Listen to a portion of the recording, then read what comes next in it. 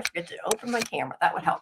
Hello, everybody, and welcome to Fandom Access for July 28th. We have some different shows tonight because we first have the season premiere of The Walking Dead Dead City. And then you guys have House of the Dragon and Star Trek Strange New Worlds. So yeah, a bit different tonight. So thank you for joining us. Please make sure you like the video, subscribe to Sci-Fivision, hype it if you can. We will be having our librarians regular, separate series pretty soon. So stay tuned for that. And you can find our schedule and information about everything on our Discord. So if you're not a member, please make sure you join. I pinned it in the chat. We do have also a Silo watch party on Thursday nights. And of course, our Silo show is on Monday. Yeah. So, hey, everybody. I guess I was going to say I can't start talking about Dead Sea if I'm waiting for Karen. Oh, there she is. There you are. Hello. Hi, how are you? Sorry. Yeah, that's okay. Let me, I gotta just plug in my computer here. It's almost dead. Yes, Neo, we are going to be talking about Strange New Worlds Season 4 premiere tonight. Yes, we are. Can you hear me now? Yes. Now? I turned up my volume. Can you hear me? Yeah, but you're echoing. Okay, at least you were. Oh, she was to me. Anyway, okay. Yeah, that's good. Hi, Jason. Hi, Jenna. Welcome. All right. Well, so we might as well start with Dead City, I guess, and get it out of the way. I didn't totally hate this episode. I mean, it had issues. It's Walking Dead, but it was okay. I didn't think it was too bad. I don't know. How did you like it? Dislike it? Hate it? Not hate it? I mean, so I have not been a huge fan of this show. We agreed that we would watch it again this season, and I thought about it, and I thought, well, a hate watch is fun, and we're going to hate watch it, but there are people who like this show, and I decided I'm going to try to think of at least one thing I like every week in this show, so I won't be a total negative Nancy. All right. With that said, I didn't think this was a pretty great episode because I just think okay, so I hate the Croat, and I don't really know why they brought him back for this one kind of episode I mean, he's dead, right? He better be dead. I hate the Croat. I hated him last year. I hate the character.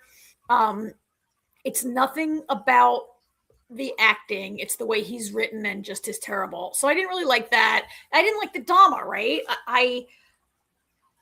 We'll see where that goes. Hopefully that can be dispatched early. I guess I didn't hate it. It just felt like it started in a way that I was like, wait, it started kind of in the middle. It felt like, right? And I gotta say, right? I gotta say, I'm not sure I'm totally down with a storyline where Maggie and Negan, are they going to eventually become allies or friends? Is she going to forgive him? I don't believe it's possible for Maggie to ever forgive him, and I don't think she should. And there's a part in this episode where she says, I'm so sick of being angry. I understand that, but I just don't know that, we have felt for a while that, are they trying to shove this Maggie and Negan alliance down our throats? And I don't know if I can ever get there. We'll see. We'll see how the season goes. Yeah, like I said from the beginning of this show, I do have a problem with them getting along, and I kind of had to get over that to watch this show and be able to try to enjoy it. So I've moved past that a while ago, and I will say I do enjoy. And when I say chemistry, I don't mean, just to be clear, I do not mean romantic chemistry in any way, shape, or form, because I know there's shippers, which we won't go there. I do like the chemistry between the two actors. So I like their kind of banter, and I don't mind it, but I agree. Could she get over it? I don't know. Should she get over it? No. But I also do think of the fact that, she's talking about being angry. In all honesty, I feel like her forgiving him, if she forgives him, is more about her healing than it is forgiving him. So I can kind of be okay with that. And also, it's at a certain point, are they just going to keep fighting, not fighting, fighting. You know what I Hang mean? on a Like second. they've got to do Again, I'm something. having a little Sorry. internet trouble here. You okay? Can you hear me? She looks. Did you freeze? Maybe she froze. Maybe try turning your camera off if it keeps freezing. I'm not sure if we lost Karen. Can you hear me? I think we lost Karen. So I'll just keep talking until she comes back. You said she's having internet trouble. She'd be back in a second. Oh, okay. I didn't hear all of it. I just heard her say she was having trouble. Oh, there she is. Oh, yeah. You know what? I had a little internet trouble and you were pretty choppy there for me because I had that VPN issue. It turned itself on. I turned it off. I'm good now. Okay, good.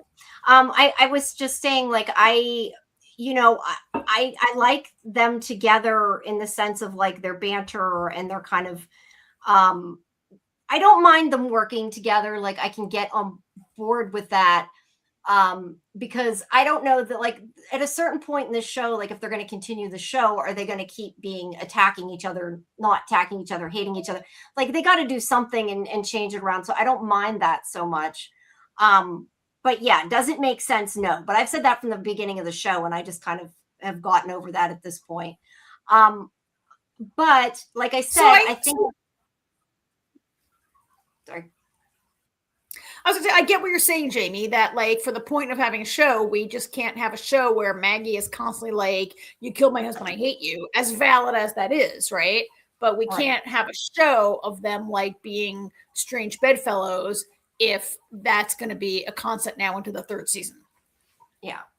And I think that was an issue creating the show in the first place, but I get that like people like these characters, so that's why they wanted to do it.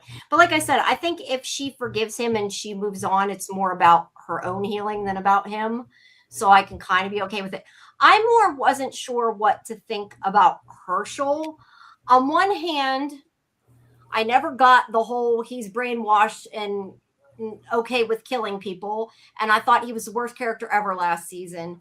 So part of me is like, do I just accept maybe they fixed it and forget what happened? And because I'd rather him be a normal character now and then completely do another 180 than have what we had last season. So I'm just trying to be like, okay, because he's better than he was last season. That's all I got to say. I couldn't stand that kid last season, the character, not the actor, the character. So if they're going to have him be an okay character, not totally insane like he was, I guess that's a good thing. I don't know that it makes sense because he's flip-flopped again, but he's definitely less hateable this season, I guess, is what I agree. I agree with you there also. Herschel appears in this season and he's like reformed. Like after, I mean, he did come around a little bit at the end of last season, but after being like somewhat, I wouldn't say brainwashed because the Dama didn't really try to brainwash him. She was just like, hey, annoying 15-year-old who hates your parents. You're right. Your mom's a jerk. Be my minion. And like, it just kind of, right. Like we hated that. It was silly and didn't make sense. And then, in this week by exposition, he's like, oh mom, the Dama was wrong. I'm worried about you. Let me come and be your son again. I mean, I'm paraphrasing it in a silly manner, but I agree with you. Like that was an annoying storyline. And if he's going to do it, if he does a 180 and it can't really be explained or make sense, it's fine as long as it makes more sense going forward. Right. Yeah. Yes, exactly. And look, I get like what they were, and we said this kind of last season, like I get what they were trying to do. They were trying to say he was brainwashed. They just didn't do it right, that it never was believable. Because I mean, people that are like abducted, like children in that, I mean, that does happen. They do connect with their kidnapper and that kind of thing, but it's for a lot longer periods of time, and it's not the way it was.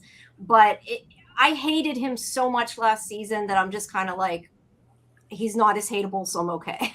That's the way I felt about it. Yeah. I didn't want to smack him through half the episode, so I was okay with it. It's definitely better. Look, this show, it's overall always had good acting. That's, nothing new. yeah, like I said, I didn't hate it. I didn't totally hate where the story was going. I like that this episode was like a more of a story of hope, I guess. You know, that going to Yeah. continue. I don't know if they go too far in that direction, it might get boring. But like to have one, like sort of, I don't want to say happy ending, but like it went the way they wanted it to, and I kind of got it, and it worked, I guess, for me in that sense. We do still have obviously, and I didn't take near as many pictures for this as I normally do for stuff, but we do have this storyline with these people that are setting charges to blow up the tanks and that the Dama is coming back. I would have wished they would have, to be honest, I don't really remember. I think they just kind of left that storyline hanging, but I almost wish it had just been like, okay, well, Herschel moved on from her, so they just moved on, because that I didn't like. I didn't hate the Croat as much as you did, but the Dama I really don't want to see anymore, and I don't know how that's going to go, but I guess we'll have to see. I mean, I don't like the Croat because I don't like the choices they made and how he's presented. And, I mean, we rarely mean to criticize an actor unless, in some cases actors can be really bad. Yeah, the acting's been all. I mean, I don't really mean to I just never liked that character. I don't like the way they characterize him, the way he talks, the way he is so look, I don't want to say too much because I don't want to stray into a way where I'm criticizing an actor, because I do think that, and I forget that guy's name. I love him. His name is Zor. I can't pronounce his name anyway. So his name is very. We both interviewed him, and it's a name now that you're going to do that. I'm not going to. Zeljko Ivanic plays him. Zeljko Ivanic plays him, right? And we love him, and he's a great actor. The Croat to me is a very annoying character. The Dama is like, they both were not maybe believable villains to me, and the way the Croat is presented in this episode is again kind of, to me, I'm like, wait, he just shows up and starts stabbing people for no apparent reason at this party, right? Like that was a flash. I mean, that was to be fair, that was a flashback to before all this stuff went down last season with the end. It still makes no sense. It still makes I think it was trying to reiterate again that he was the way he was because of Negan. I mean, I guess that was the point of it. That was how I took it. I didn't mind him as much once he wasn't as evil, I guess. Like I liked him a little better last season after he left the Dama, so it didn't bother me as bad. I know you disliked him a lot more, but to be fair, you always hate Walking Dead villains because you're always like these insane killers. I mean, I thought Negan was a very good villain when he first was on the show. The Saviors were good. I thought that the Governor was good until they kind of made the Governor a little too much, right? Like there were some dead villains until they became eventually they all became complete psychos with no real motivation other than being psycho. And that's what really bothered me about this franchise after a while. Yeah, that's true. I didn't mean to, because I was texting you guys about this. I meant to go back and listen to this conversation, and I forgot to do it. Go back to listen to this conversation because I had texted you. I mean, I think this conversation was supposed to be funny. I found it funny the way they were just like swearing at each other so much. I don't know. Maybe it wasn't supposed to be, but I found it funny. The way they were just kind of berating each other, and that's why I said I kind of like the chemistry between the actors. I think it works. And this is kind of, I guess, where I felt like it was a little, if you didn't see the last season, maybe it felt like a little bit in the middle of it if you didn't remember things. Like I got that they were talking about burying Ginny, but I was trying to remember what happened to his family.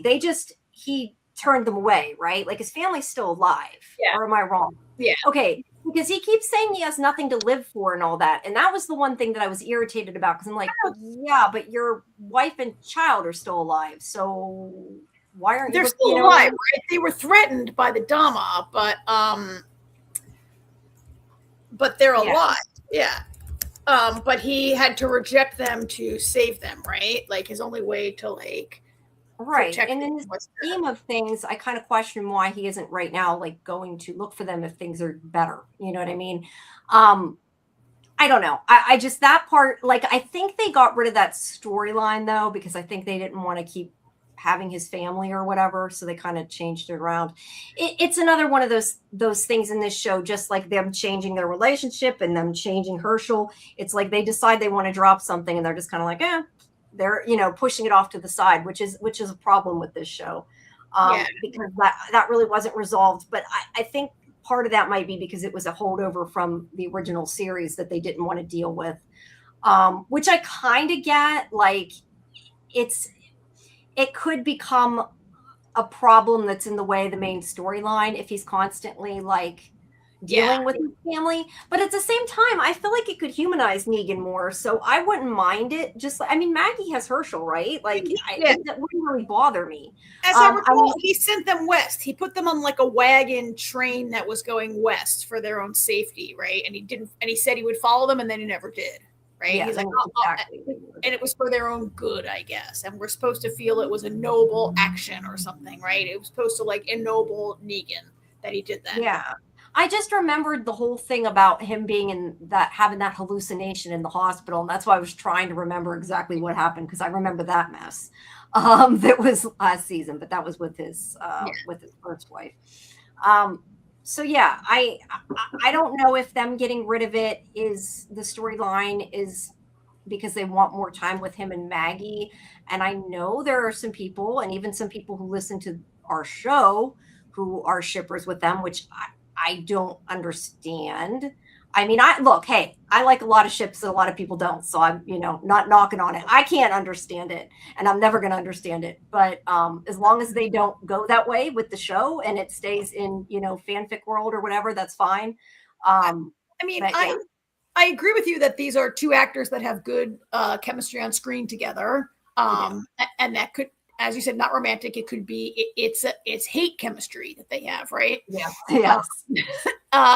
And Maggie and Negan are two of the stronger characters from Walking Dead who were not ruined as much as other characters were by the end of it.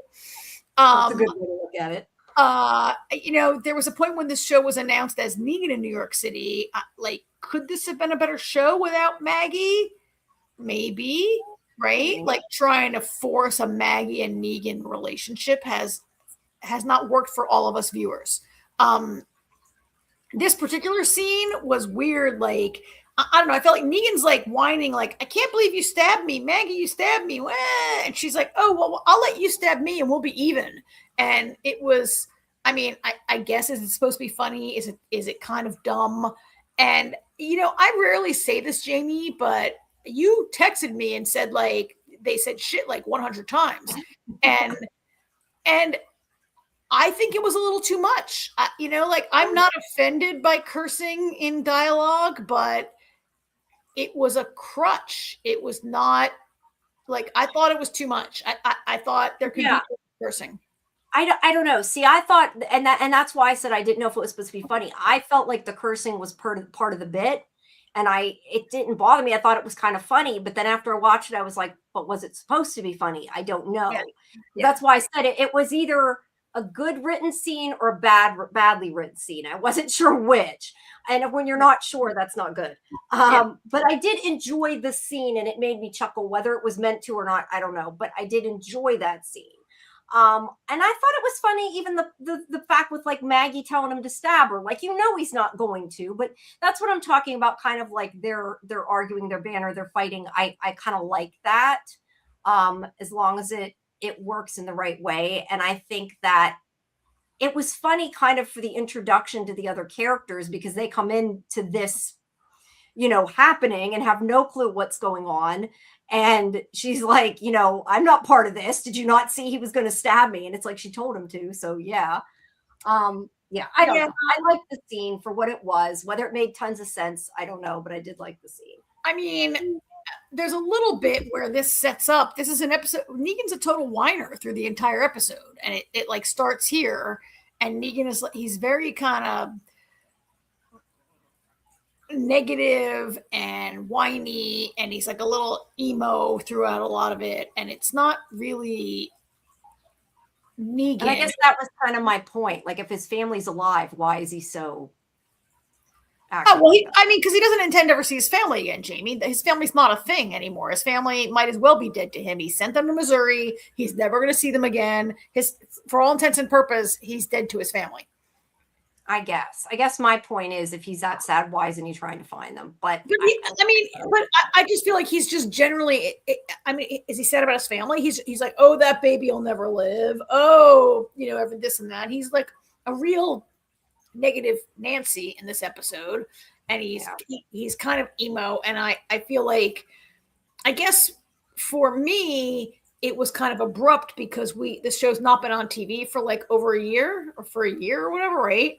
And and I didn't go back and watch the season finale. And I feel like this episode almost picks up immediately, and you almost have to have watched the previous episode to appreciate this Negan. Because I was like, wait, why is he being like this? Like hard ass Survivor Negan. It is more interesting. Not that a Negan who is changed cannot be interesting to me, but he was like, I'm like, wait, who is this guy? This is a person that can't live. Like, how can a person with this attitude live much more than the next day or two, right? Right. But we find out at the end of the episode, that was kind of the point. Like, he was saying, I was upset you didn't kill me. Like, I think he had given up. Yeah, but that's not I don't know that I buy it. I'm just saying that wasn't earned, I don't think. Yeah. All right. So we meet these two whoops.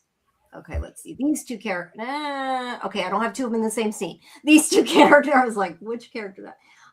Luis and Renata and Luis. Yeah, Luis. Sorry, where's the picture I have? There we go. That's not a great one of her, but she's. I know her from Amy Garcia from Lucifer. I'd known she was going to be on this. So yeah, they come and they're looking for the Croat. So they're like, you guys work with the Croat. You're coming with us. They won't listen when they're like, no, we don't. We're wanted. They're going to hang you. And they won't listen. And yeah, they just kind of come in the middle of it. So they take them. But they're like, oh, Negan, you're the Croat's right-hand man. That's why they want to take him, right? Yeah. That's why I did think it was funny when Negan's like, oh, she's his left-hand man. And they're like, buying it, and they have no reason to buy it, but they won't listen to Maggie. So I did think that was funny, because Maggie, wants nothing to do with it. And then Herschel pops out of nowhere with a personality transplant. With a personality transplant, and there's an explosion, but he is alive, and he is on their side now. There's a fight scene between them and some walkers. I did like how kind of they had to fight tied up. Look, it's something a little different, right?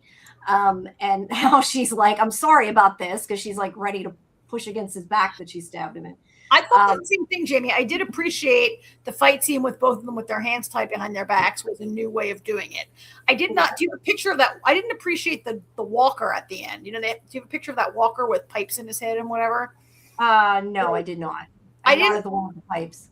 Yeah, I don't. So, I don't always appreciate the way they have to make a new, more outrageous walker with new. Walkers who are maimed and have things attached to them, and who are I don't like the way they try to make a new, more outrageous walker all the time.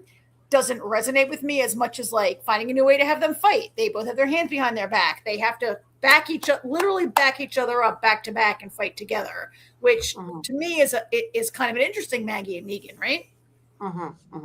And she uses a jackalope head. I thought of you. The head. Yeah, I was thinking though, if it was me, I would have used it to try to maybe cut my bindings instead of worrying about smashing the walker. But yeah, but they do get them. And then there's the part where they find the Croat, who I wasn't entirely sure if he had been bitten or just hurt, because it didn't look like a bite, but I guess it was supposed to be a bite, because otherwise it didn't make sense. Bite, but so turns out that the Croat blew up. The explosion was the Croat blew up all the methane because New Babylon. God, Jamie, one of the things I hate most about this show is the stupid New Babylon cowboy sheriff ranger people that we saw in the first scene. Like, why? What is with New Babylon? They're like not at all a threat, except they show up every now and again and are like vaguely threatening. And they wear these like cowboy clothes, and they're like, I hate them. But anyway, yeah, the ones at the beginning though were the dumbest people. They weren't. Yeah. But the Croat says he blew up all the methane because he can't countenance New Babylon getting the methane, right? Yeah, if I can't have it, nobody can, basically. Yeah. Well, he calls them Visigoths, right? He's like, they can't have it. So he blows it up, and he blew up like half of Times Square or whatever, wherever they are, right? Yeah. And the idea for anybody who doesn't remember is that the methane from the dead bodies is how they're making electricity, which is actually pretty smart. And we've talked about how it's cool that they at least explained how they have the electricity. They should do it in the other shows too. I hate New Babylon. Yes. I don't love I hate them. I don't love New Babylon either. I also hate that they have this weirdo like cowboy frontier old timey justice thing where like they've reverted to this sort of like you know how they're like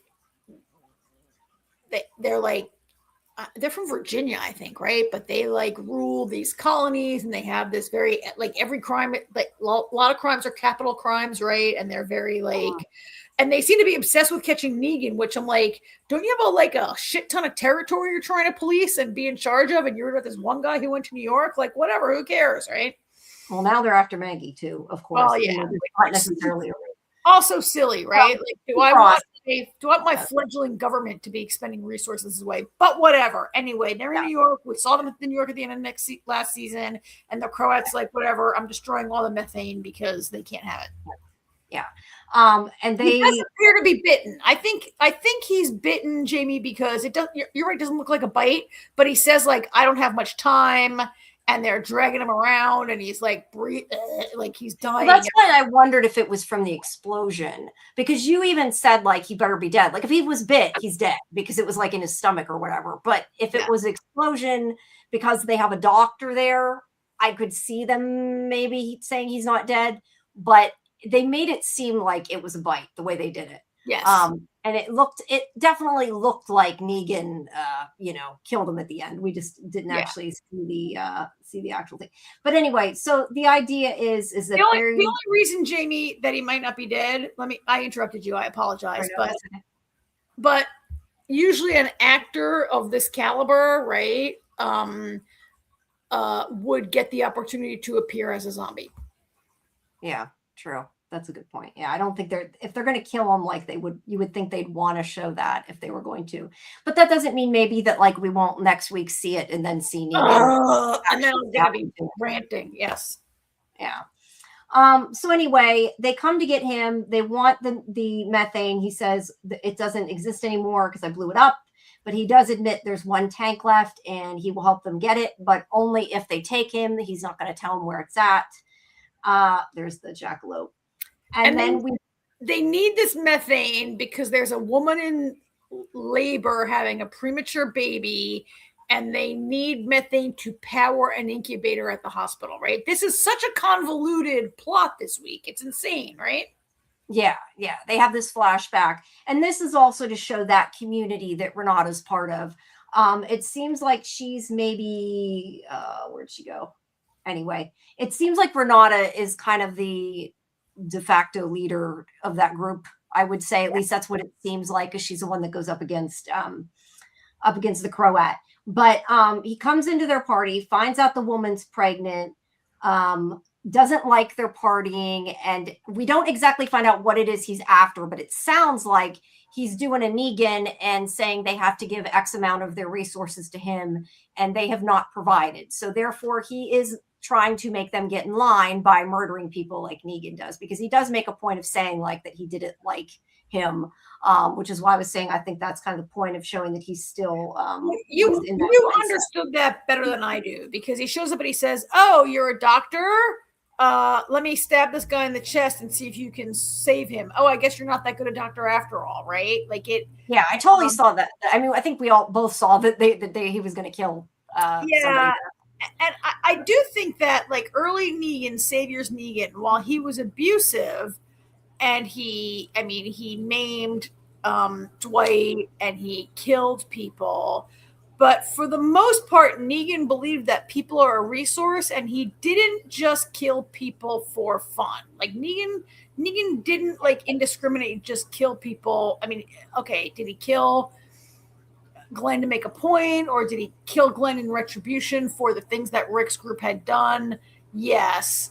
But would Negan just show up at a party and randomly kill a guy who's in training to be a doctor? Like, I don't know that Negan would have done that. Yeah, I don't know. I mean, he did make a point of saying like he found out from, because he says something like he found out from I forget exactly what he calls Negan. They don't say Negan, but that like you need to kill some people to keep people in line, certain people at certain times or something like that. I think maybe the Croat has, I don't want to say he perverted, I don't want to say he perverted Negan's philosophy, because Negan's philosophy was a little perverted anyway. I don't mean sexually perverted. I mean, you know. Yeah, I know what you mean. Yeah. But I think he took Negan's like what he learned and saw in Negan, he took it a little further. Maybe add a little Dhamma, and you understand why that happened. Maybe. Yeah, he also wasn't great at it. But yes, I agree with the whole thing about the guy being a doctor. I mean, the guy was supposed to be training him to be a doctor, so he wouldn't necessarily know how to save somebody that you stabbed him in the stomach anyway, right? Well, and even if you are, I mean, Luis was a trauma ER doctor, right? So he might know some of this, but that doesn't mean you can like stitch him up in the middle of like your party room with no supplies or whatever, right? Yeah. I want to go to RCO. I think you're right. Didn't the Croat say he was going to go back to? It's not from Russia.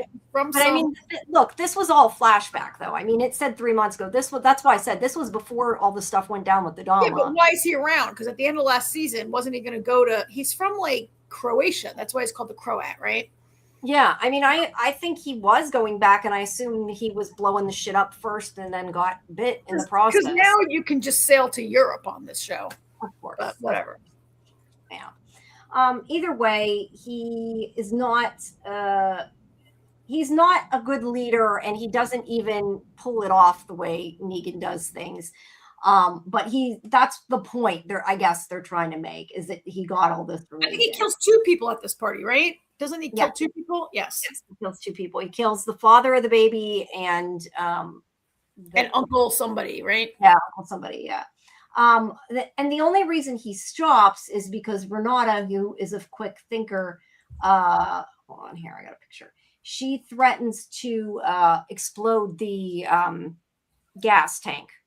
And he's like, you wouldn't do it. And she's like, you don't know me. And he does back off. I mean, I feel like if this was Negan, it would have went a little different too, because I feel like he would have probably appreciated like what she's doing. I mean, she's like, I'm willing to die for them, are you? And he's like, okay, I'll come back. Like, you're not out of it. But he's it worked. She got him out of there, and that's why they're after him. So that's what this whole flashback is about, just explaining that they're looking for they need the electric to power the incubator to save this baby.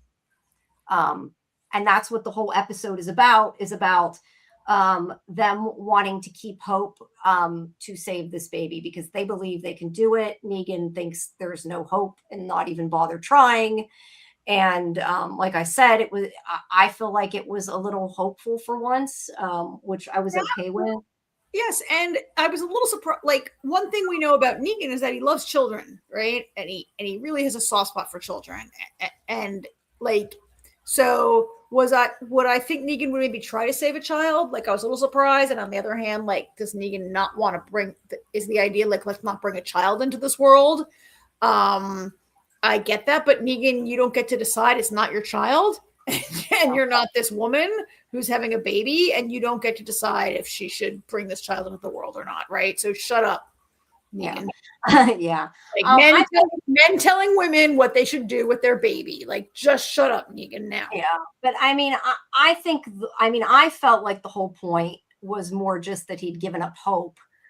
And that, like, I guess Maggie kind of gave him a purpose again, by by telling, you know, or the him death that- of what's her name, that little girl that he had been raising. Yeah, like he lost his purpose, and Maggie is like, I need you to do this. And she says at one point, you know, I need something to go right, so I feel like like Herschel will be okay, is basically the gist of what she tells Negan, and it does get him eventually to help. That's another little problem with the hiatus, I think. This idea that Maggie's like, I need this from you, and he just does it. Like, I guess the idea is like she's guilting Negan, like because Negan killed Glenn, now Maggie can guilt him into whatever she needs. Like that's a little lost because, or I mean, I'm oversimplifying that, but what they've all been through, like I think having this 1 year long, many month break, and then to have like this dynamic, to me, I was just like, it just felt so jarring, this dynamic between them on my screen. That's fair. And again, had I watched the season finale like right recently, maybe I would have not felt so like jarred by it. Yeah, no, I mean, they were getting along in the finale, but to be fair, she did just stab him not that long prior. Yeah. But yeah, either way, he needed a purpose. She gave him a purpose. She intended to kill him. For the entirety of last season, she intended to kill him, right? Oh, for sure. Yeah. Well, but it was supposed to be, I guess, that the Dama got in her head, and that was why she stabbed him, which was really bullshit. So yeah, that part is a whole nother issue. Yeah. But yeah, that's the main. We don't need to go through the whole, you know, the whole play by play, but that's the like I said, the gist of the episode is them trying to save this baby by finding the power. The other part of the story that's important is we get this character played by Jimmy Simpson, Dillard. His name is Dillard, right? Yeah. Who, you know, I'm not sure what to think of him, honestly. He's a little nuts, I think. At least I think Negan thinks he is at first, but he's also practical. He talks about like the food chain. He lets the maggots eat the dead, and then the frogs eat the maggots, and that might be the silliest thing I've seen on any Walking Dead show ever. In his New York City apartment, or maybe he needs a couple apartments, but he's got like one room with maggots, and then the frogs eat the maggots, and the turkeys eat the frogs, and apparently he's got a room full of coyotes. Like the whole thing is like, was it supposed to be a joke? Is this a comedy now?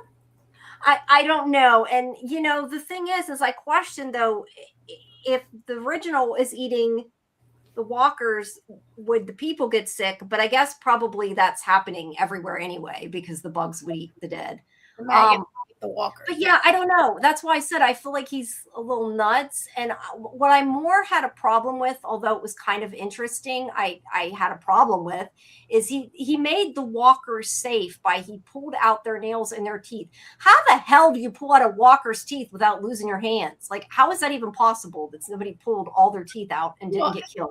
So do you remember early days that Michonne just completely cut off the lower jaw of her two right, walker that's boyfriends, just right? Done. Yeah. Like actually extract their teeth. I'm not sure how somebody would do that. I know. And then he had cut off their finger. He didn't extract their fingernails. He cut off all their fingers, right? Oh, did he? I thought he said something like the nails were hard. I thought he pulled the nails out. He did, but I think he had chopped the fingers. Okay. I thought he pulled their nails out. I get it. B says a shark jumping moment there. She's talking about the apartment with the food chain. A shark jumping moment there, and I bet that apartment smells as bad as the walkers. Maybe it's a coyote jumping moment. That he keeps this in a New York City apartment, right? Upstairs from the bar. It's not like he's like in a I don't even know where, right? Yeah, I mean, look, he's a quirky character. I thought it was funny, but you're right. This isn't a comedy. It didn't make sense. I love the actor, but yeah, I just don't know what we're supposed to think. Did you know Jimmy Smith was in this season? I was shocked to see him. I had no idea. No, I had heard he was going to be in it. I was shocked. I don't know why, but I assume ultimately he's a villain. He might be. I think he could be. I don't know. He could also be another person who's going to join their team. Look, they need to add people if they're going to kill people, right? I mean, because they're not going to kill Maggie and Negan. They're not going to kill Herschel. So sometimes they add people just to kill them. Yeah. And like, you do this. And like, pretty much every single person last season was an adversary. And like, they need maybe to, like, I mean, is this, I don't know where the season is going, but it seems like by the end of the episode, like Maggie is being convinced to stay in New York and make New York home? And are they going to try to like make something out of New York? They're going to need people, right? Yeah, that was kind of my other question that I wasn't sure what to make of, is that Maggie's like, oh, Herschel likes being here, because she tells Renata, like, you should bring your people to the stick. Is it bricks, sticks? I can't remember what it's called. Bricks. The bricks. Bricks, sticks, yeah. To bring them there. And I'm thinking, well, it makes a lot more sense if they have a big community to bring them there and then they all have power. But I guess they have a pretty big community here in New York too. I almost kind of wondered, and I don't know that I want it to go that way. I'm not saying I do, but my immediate thought was going to be, I wonder if it's going to end up that Maggie is going to try to take the power away from them after the baby's born to give it to her people. And I kind of wondered if it was going to be something along that lines, which didn't totally make sense to me. Why? Which is why, I mean, and then she's like, we'll stay. So, I mean, it makes no sense. Like, you don't have to take the power away from them. It's just using the rotting walkers to make methane gas. That's right. I forgot he gave them instructions on how to make it again. Yeah, there's not like a MacGuffin device you need. It's just knowledge, right? Yeah, that's true. I had forgotten about that. You're right. It is. I mean, the only thing I can say is maybe they're doing that because it keeps them more in downtown New York. I mean, that part, I guess I kind of get, because that's where the show is supposed to take place and it gives them a reason to stay there. But I do like this group, and I do think that as much as they're saying they're going to stay there, clearly something else is going to happen to make them leave, because they're not, I mean, I could be wrong. Maybe the whole thing takes place right there, but it seems like, going by previews and stuff, like they're going to be, not like just settled down again, I'm assuming. So I don't know. I also like this group. I like Renata and Luis. I like their group. I think part of the reason I like their group is because they're normal. Like last season, we saw these factions. We saw the Damas group and the Croats group. They're all crazy. And remember those guys who lived in like a church and they had shields and swords and they were sort of like they had some sort of ancient sort of thing. Remember those guys? And Negan like blew them up in their church or whatever, right? We had these factions that were not really believable. Like we've had all these factions that revert to, I like that they're just normal people who are surviving, right? Which makes them to me a little more interesting than people that have to adopt some kind of shtick. They have no shtick. And that's why I think that, and that's why I could see even Jimmy Simpson's character like joining the group too, because they do need some more survivors. Although I do question, like, when are we going to see what's his face, like you said, the cowboy, I can't think of his name. Pearly. Yeah. I assume he's going to, be coming. Look, I mean, a big part of this story is against that militia. I agree. I don't love that storyline, but I don't always love that kind of, political power struggle thing to begin with. That. But I guess that I would rather see them fighting against New Babylon than against the Dama. So I guess we'll see how it goes.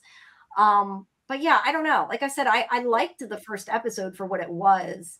And I liked that it was a more uplifting episode and that things went well. Obviously, that's not going to stay. I mean, this is Walking Dead, right? I didn't find it uplifting. I mean, Kelly agrees. They are normal and nice people. That was a thing that I liked about this episode. Yeah. No, I'm saying uplifting in the sense that they saved the baby. Like what they had set out to do, it worked. For once, it had a positive outcome, and like everybody didn't die. You know what I mean? It's not, like I said, it's Walking Dead. It's not going to stay like that. But I don't know. I thought for a premiere, I thought it worked. But now Negan is, he's willing to follow Maggie. Obviously, he did it to try to save the baby. The baby's saved. But that he's going to continue on with her wherever she goes, because otherwise there's no show. I don't think they're going to get rid of him. So, I guess we'll have to see why they go wherever they go. Or I guess they're going to fight New Babylon too. So I guess we'll have to, Yeah. I just hope that I was just going to say, I do hope that Herschel, though, really is on their side, because there was a small part of me that wondered at the beginning if like it was a setup, but I don't think it is, and it sure as hell better not be, or I don't know if I'm that he could still be like the Dama's creature and that he's come back to them only as a would be too much, and I'd be like, no, I don't. It did really bother me at the end when the Dama appears and she finds these like injured guys, and she's like, "Oh, okay," she's like, I didn't like that character, and the idea that she could still, I mean, talk about a charismatic character. She's like the big cult. She was like a cult leader essentially, right? And the idea that she's going to be able to reconstruct and become a major villain, like I think this show has a little bit been wasting New York City. Like they came to New York City and we found the same kind of territorial squabble that we have seen many times in this franchise, and we see them fighting over this methane, which is not a real thing. It's just the thing they're fighting about. We need a new thing to fight about every season. It's not really like rocket science. Like once you're like, oh, we use the methane gas when they're rotting. Oh, why didn't I think about that? What was the point of him blowing them all up? Because they can just make more, like, right? Any high school chemistry teacher would be like, oh, duh, why didn't I think about that? Let's do that, right? I mean, I think so. I'm not a high school I don't really know. I couldn't do it. But I mean, we need something that I guess put them in, but it's not like they found a nuclear power plant to operate. And also seen the same villains for 3 seasons. That's kind of, I think, part of the issue. And I sometimes think about a show like a movie like I Am Legend, where Will Smith was literally the last man in New York City, and they made so much better use of him being in New York City. Like I feel like this Dead City could take place in Washington or Richmond or Newark or like any city with a few tall buildings. Really, all they have done with New York is deal with a few tall buildings. Yeah, no, you're totally right. But I mean, for what it is, for a Walking Dead spinoff, I tend to find this one decent. I mean, I before liked some of, Daryl a little better, but some of it wasn't as good this last time. I mean, once Carol was there, so they're kind of, the shows can be all over the place. It depends. But for a spinoff, it's okay. I enjoy the acting. Is it the best? No. Is it the worst? No. Like I said, it was okay for a premiere. I didn't hate it. I thought it was decently good. It wasn't like my favorite show, but it was decently good. I think it's definitely the worst spinoff. Definitely, this is the worst spinoff. No, Fear the Walking Dead was the worst spinoff. No, Fear the Walking Dead was really good in its first. At the beginning, yes. At the beginning it was. But it became the worst spinoff. Let's put it that way. Yes. It was really good for a while. It was. This show has only ever been okay. Yeah. That's fair. But I do like the 2 main actors. I mean, I do think like for them to pick cast members, like I think that they're two I like to see. I like the actors. I guess. But that isn't the whole thing. I think if it had just been a Negan spinoff, it would have been fine. Yes. I like him more than Maggie. I'll agree with that. It's more Negan than Maggie. I don't like this like pairing being shoved down my throat that they should find a way to work to to me, I'm just not maybe ever going to be receptive to the idea that Maggie and Negan should like make nice. Yeah. No, I've said that's a problem from the beginning. So yes, you have. I had a question. Yep. What's that? How did you guys talk about a hate watch for 45 minutes? Well, it's a premiere. I kind of figured we were. He agrees. This is the worst spinoff. Yeah. Because AJ, when you hate something, at least you feel a passion for it, and you Fair enough. To speak about it, right? Fair enough. So, like I said, I didn't totally hate it. So at least this episode, we'll see where it goes. Last season, the bear, it went off the rails. Sorry, go ahead. No, I should say before Karen and I move on to our next show, a little fun fact: I almost met Jeffrey Dean Morgan 2 weeks ago. Shut up! How? So, for those that don't know, I work in the tire department at Sam's Club, and I had just been outside talking to a customer. Came back inside, like 5 minutes later, one of the people from Club Pickup was like, I just met Jeffrey Dean Morgan. I was like, when? He's like, 5 minutes ago. I'm like, I was just outside. So, like, I must have walked inside as he pulled into the parking lot. Wait, did he bring his car to your place to get fixed? No, he went there for Club Pickup. He shops in your local. Is he from where you're from? Yeah, he's like half an hour away from where I live. You know what? He lives in Rhinebeck. Wow. There's a lot of like celebrities around this area. I never see the famous people that live near me, except for John Waters is like a dime a dozen. Well, yeah, Baltimore, but you know what it is though? Baltimore is a big city. Oh yeah, you live in a smaller place. Yeah, I mean Kingston's a decent size, but it's not. Yeah. It's not like a city city. Yeah. Terrio Quinn's been hiding from us. There are a lot of celebrities that live in this area, though. Paul Rudd Yeah. doesn't live around here anymore, but him and Jeffrey Dean Morgan co-own a candy shop in Rhinebeck. Oh, that's cool. Yeah, nobody lives near me, I don't think. I mean, they film stuff in Pittsburgh. That's about as close as I'm gonna Yeah. get. RC says, I Right. like the characters, but the storylines are slow. It is true. Yeah. It is true. All right. I'm gonna pop out for a little bit. I will talk to you guys in a bit. I'll probably be hanging around the chat somewhat. But yeah, I will talk to you guys in a little bit. AJ, I'm gonna hit these photos and maybe you can watch the chat. I didn't have time to download a lot of assets for these shows today because I was busy and I was traveling and whatever. What do you want to talk about first? Strange New Worlds? Yeah, that's what I was thinking. Okay, got some new key art this year for Strange. Where is it? Come on. We just had it. There we go. Strange New Worlds. Season 4 premiere. They did not include any photos of dinosaurs in the photo dump because I guess that would be spoilery, right? AJ, how did you like this season premiere? I liked it. It was a fun way to start the season. Not a lot really happened. I mean, it's one of those time travel episodes where what happened. So there was nothing they could have done to change the future because it turns out that they created the future. Yeah. I was thinking about it and I was thinking about what happened, which we always say, which, is kind of from Lost, but also part of so many shows before and after. I agree. It was a good adventure Planet of the Week kind of episode that had a really good twist. Like you meet these aliens early on, who are very warlike, right? They meet these warlike.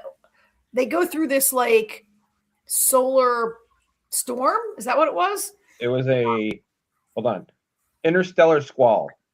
An interstellar squall. And it bloops them to someplace they don't know where they are. And they meet these very aggressive, warlike aliens, race of people who are like, oh, we need we're taking over your ship and taking whatever we need because we're in a war and we need whatever we can get, right? Basically. Is that a good summary? Yeah. And then and I gotta say, they had some pretty awesome technology for 65 billion years ago. Right? They were more advanced than the Federation, I think. Well, I don't know about more advanced. I mean, they had the phasing technology, which we don't have in the Federation, but they don't have warp speed.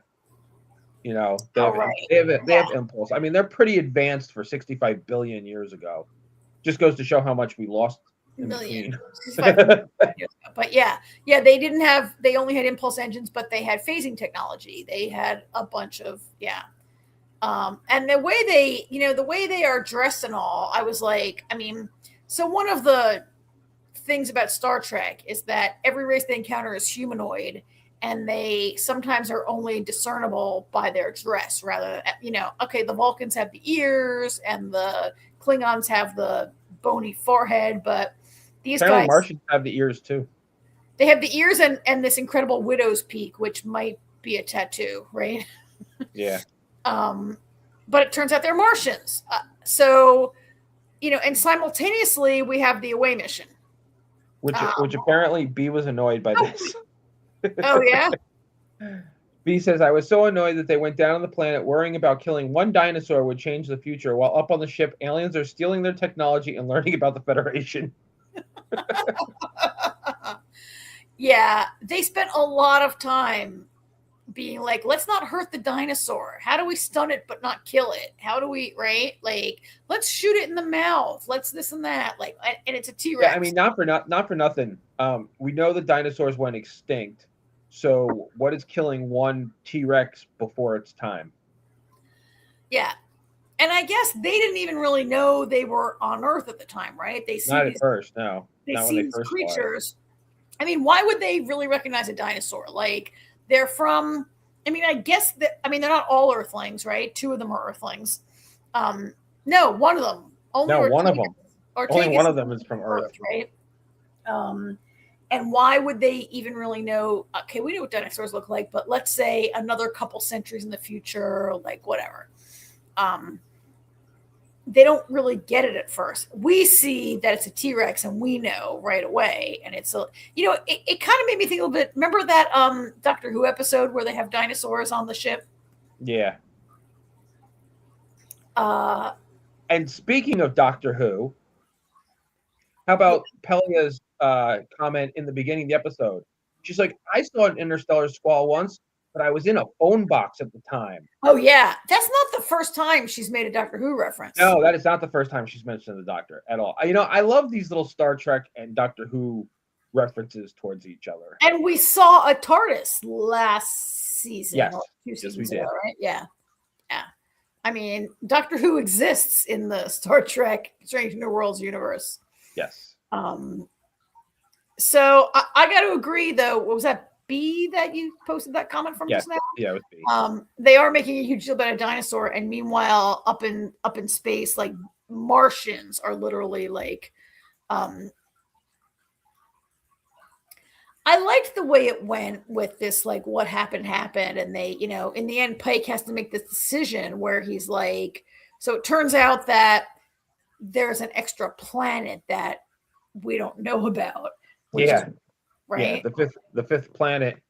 Pike's like, that's not the like Jupiter, and like, no, a different one. He's like, that's not right. Yeah, I love that it's an arachnid species, which also made me think a little bit about like what's that movie? Starship Troopers. Starship Troopers, right? Where they're fighting like a bug species. Yeah. And he has to make this decision like the Martians have stolen their technology. They're going to blow this planet up. Should we let them do it or not? And everybody on the bridge has a different opinion. What were you thinking about it right then? I kind of thought early on that what happened. I caught, early on I thought it doesn't matter what happens. But it is an interesting dilemma for Pike to have. Yes.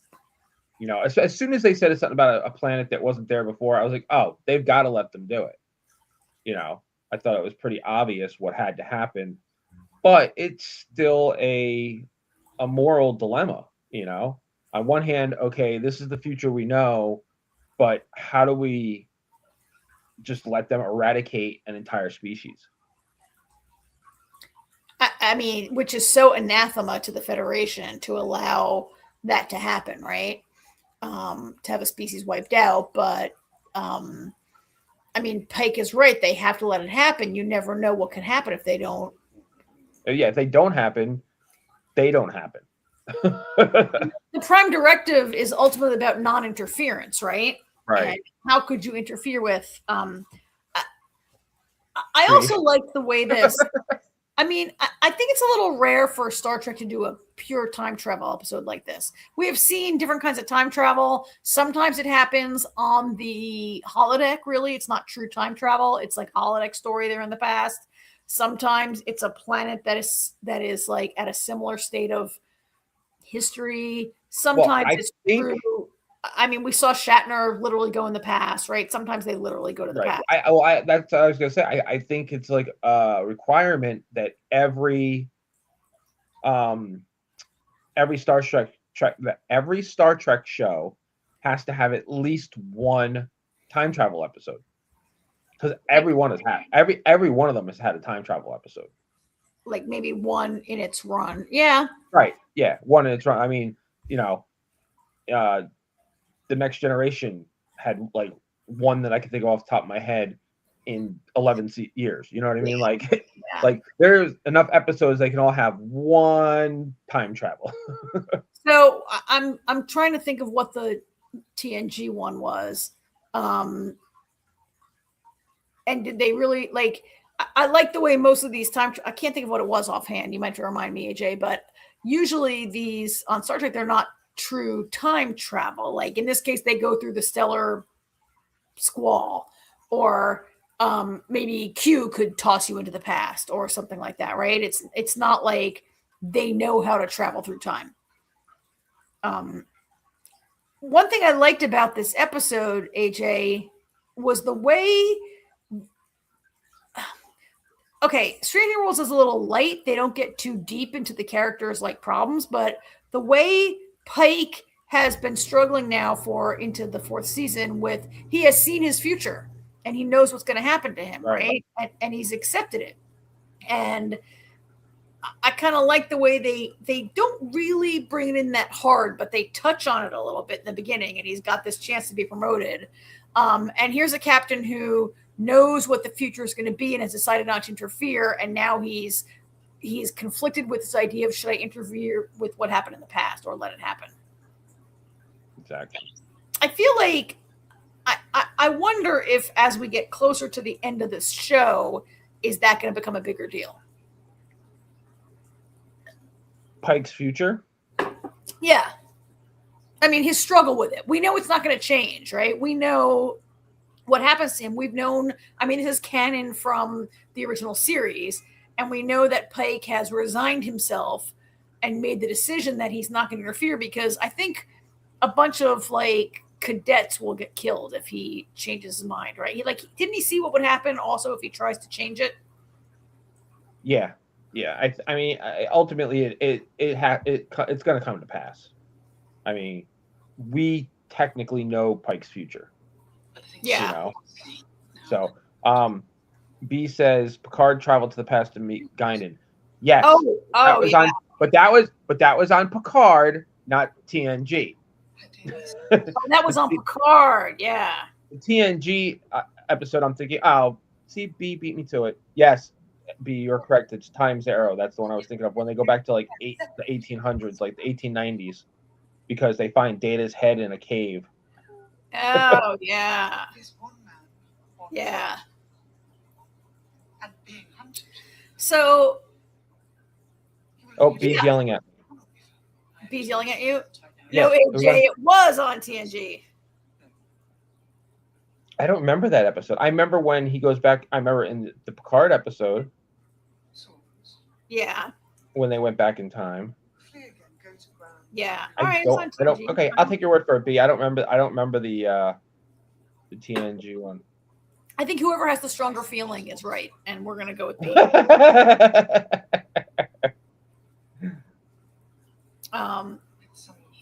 So yeah, I enjoyed it. I did like, we didn't talk about the beginning where they're riding horses on a planet, right? Which, that was fun. Yeah. It was fun, right? Like, I get he's from like Montana, and I get why and also when I saw it, I was like, oh, Anson Mount was in Hell on Wheels. He rode a horse all the time. He played a cowboy. This must be really fun for him to get to do this again, right? And it played into the part where he's offered a promotion and he turns it down because he doesn't want to give up this adventure. Like, he knows he's got limited time, right? Yeah. Yeah. Yeah, I think that's part of it. But I also think, just that this adventure that he just had, I think was kind of, he was kind of like, I'm not ready to give this up. Like, that was very pivotal for everybody. Oh, yeah. Yeah. And I think, is part of that because he had to give up. Did he give up Marie? Marie made a choice. He didn't give her up as much as Marie was like, I made a choice. Right. And I'm leaving, right? But that certainly is weighing on him right now. Like, he's lost is she the love of his life? I think she is, right? Yeah. One thing I liked about this episode, which was kind of fun at the end there, which I hadn't really thought about, was this was kind of a chicken or egg episode. Because, when he's talking to April, he says, we went to an anomaly that we created when we went back in time to create evolution. Yeah.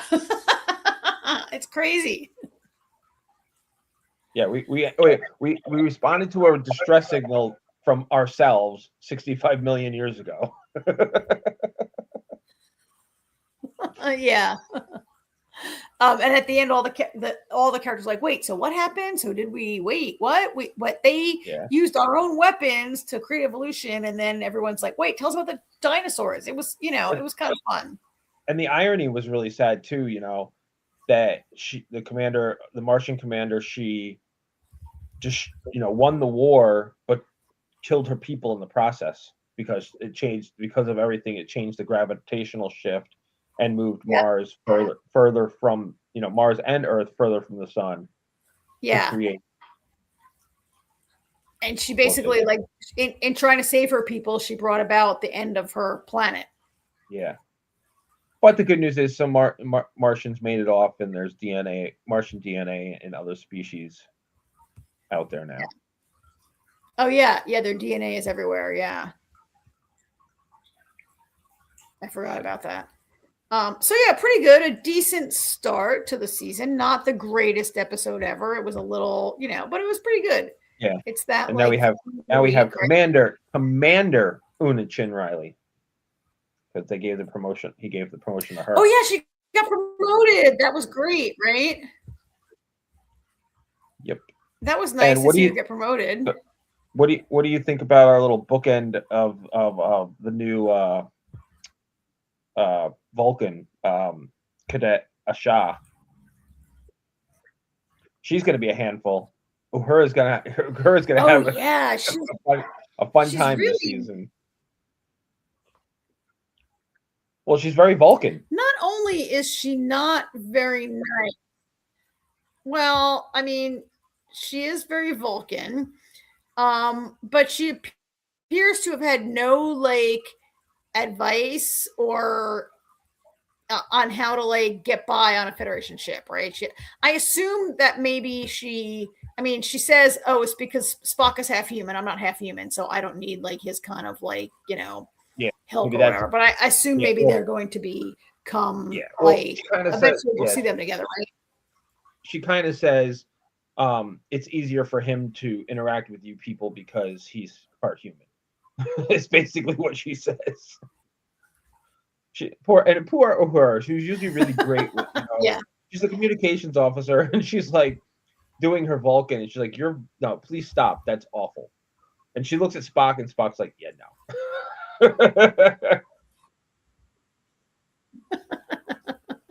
Yeah.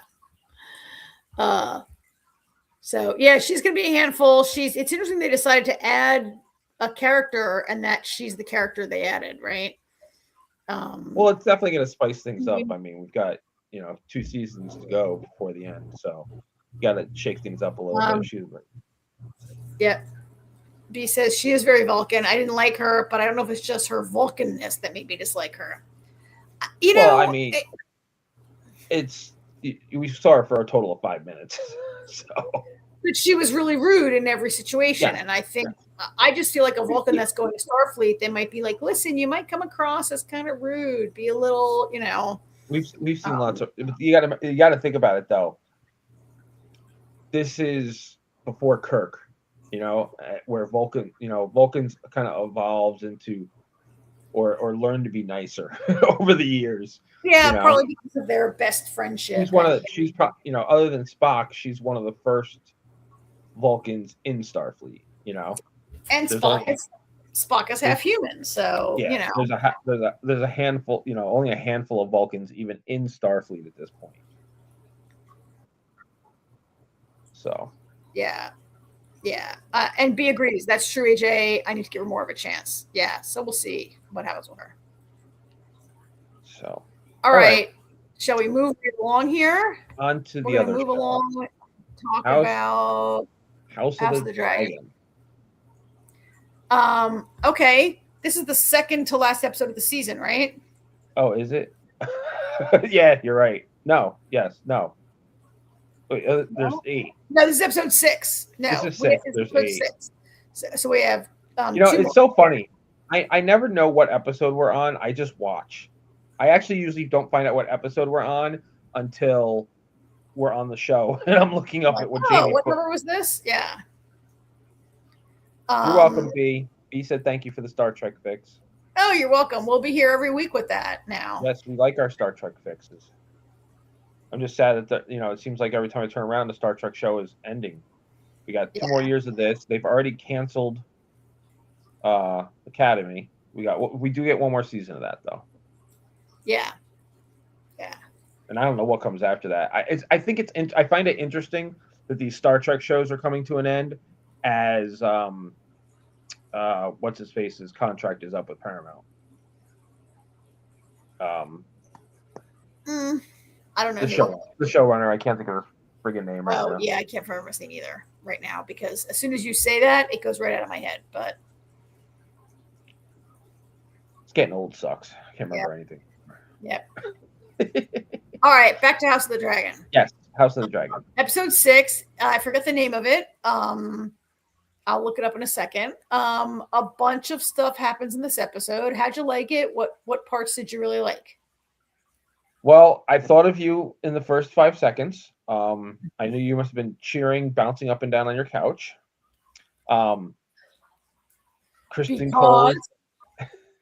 Cole is dead, finally. We knew it was only a matter of time, but that scene was so great the way he went down. He's like, I challenge you to single combat. I was like, and he's like, nope, that's not gonna happen. Yep, arrows, arrow, goodbye. Done. Not even single combat. He says, I'll fight the two of you, right? So right, I mean, yes, that's right. He does, yeah. He says, two of you, one of me. I mean, there's a kind of a it starts out kind of on a high note where they're like, oh, look at all these dead Tullys. Well, how are all these Tullys dead? Oh no, the Tullys are actually faking dead, and they all jump up, and there's this great battle scene, right? And I think, at what point did you know Kristen Cole was done for? I know when I thought he was done for. There's no photo of it, but I knew he was done for the minute they came upon the bodies of the fake dead people. Yeah, I mean his death has been foretold. And he basically foretold his own death last week when he was like, I'm the greatest fighter in the realm, and they're going to write songs about me, and Allison will like feel bad that she dumped me. And so this week when he reaches in and he still has Allison's handkerchief up his sleeve, literally up his sleeve. I forgot he had that. I did too. And he literally has it, and he ties it around his sword, and I was like, oh, this is it. He's done. He's done. Well, I mean, they were surrounded. There was no surviving this.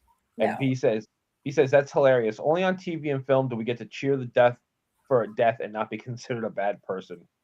Oh my God, this guy is Kelly, the worst. And Kelly's glad he's gone. Yes, he's the worst character, right? He's the worst. He's not the worst character, but he's definitely one that we're tired of. He's been a pretty not great. Okay, when I say he's the worst character, like, I don't mean to say like they're writing a shitty character and he's ridiculous and he's like the Croat and he's got to go. No, he's just a terrible like character in the sense that I'm so sick of him and he's such a like, he's a mess. Kristen Cole is a mess. And as soon as he whipped out that handkerchief, I'm like, and yeah, that was amazing when he's like, single combat. No, I challenge both of you, but it's an old man and a little kid. Like, oh, okay, Kristen Cole, you think you're some kind of great guy? You're going to fight them? It's literally an old man and like a 12-year-old kid, right? Is that really such a great thing to offer to do?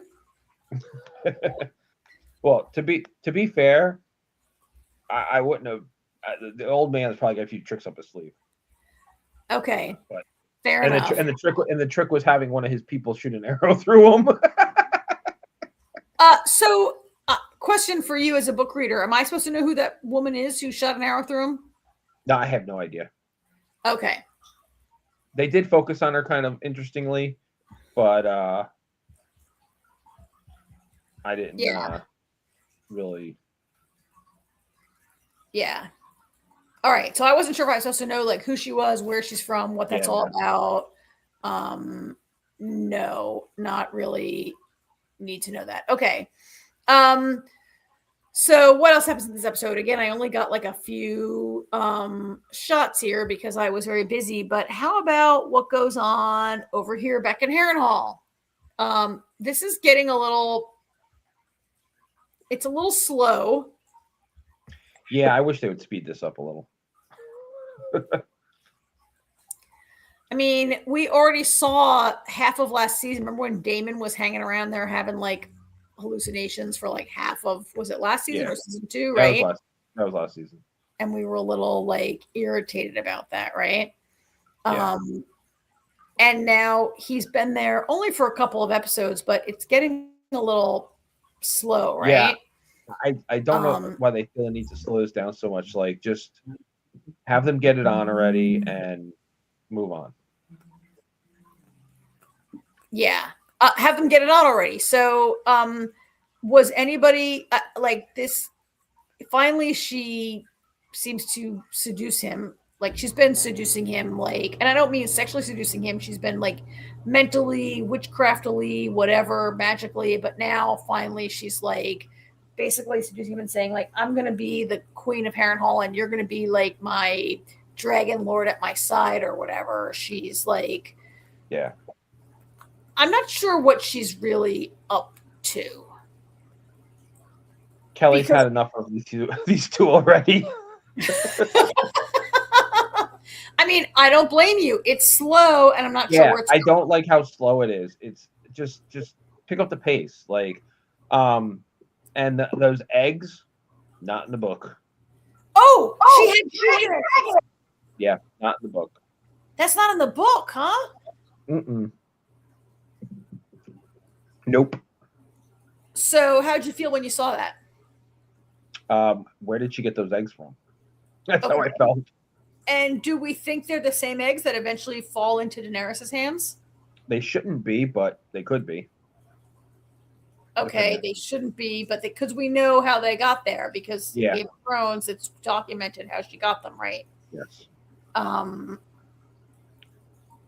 mean, I guess it's possible, you know, I mean, this is, what is this, 100 years before?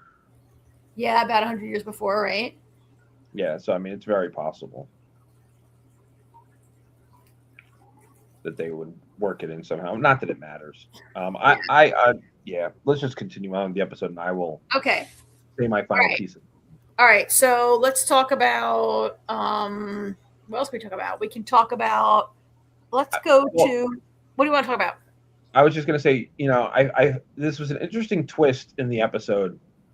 Rhaenyra seemed at the council meeting. Rhaenyra seems to finally be getting her footing a little bit, and she doesn't back down to Daemon, and she tells him, "No, this is what you're going to do," and she's like, "And I'm going to do this and this and this." And I love what she, you know, and then she meets with the Baratheons, and I love how forceful she was, because up to this point she's kind of been a little wavering at times and not sure of herself. But she's definitely got, you know, you got a little more backbone going now. So I like her meeting with the Baratheons. I wanted to know why she wanted his belt. I was like, me too. What the hell is she planning? Like, what is she planning? We found out what she was planning. When I saw that, I was like, wait, what does she want with this belt? What's up with that? She has his belt. Was she going to hang him? What the hell is she fucking? Yeah. Why did she want his belt? I got to say, Daemon walking around Flea Bottom looked hilarious. Daemon dressed as the Gold King. He's got that helmet on, and I was like, he looks ridiculous for some reason. I don't know why. He also looked very lonely because he was the only one. Yeah, and there's no way he could really be undercover. Like, he puts this thing on his head, like this helmet on, because he's going to be like undercover sneaking around, and everybody recognizes him immediately, right? I don't think so. I mean, the guy, I mean, his trap worked. That was clever, you know. You know, he was totally trying to trap. He was totally trying to get somebody to attack him, and it worked. Unfortunately, like the guy says, we wear no sigils. You'll never find us all. You know, so it wasn't until, I don't think they recognized him until he backhanded Ulf. Oh, yeah. Like, oh. Well, Ulf is a problem in this episode, right? I mean, Ulf is like an idiot. Yeah, he kind of is an idiot, right? He's determined to get to see his wife, and as many times, like, Rhaenyra warns him against it. I was gonna say Matt Smith. Daemon warns him against it, and then he goes, and then his wife is like, "Get out of here! Like, you're not, like, what? You ran off to become a dragon rider?" No, that's Hugh. Oh, that's Hugh, right? That's Hugh. Sorry, I get confused. Ulf is the one that Damon backhanded because he wanted to go to the bar. Oh, right. And Rhaenyra has ordered him to stay out of the bars. Yes. He's the one who went bragging in the bar and then told all his friends that he'd get Rhaenyra to solve all their problems, right? Yeah. Yeah.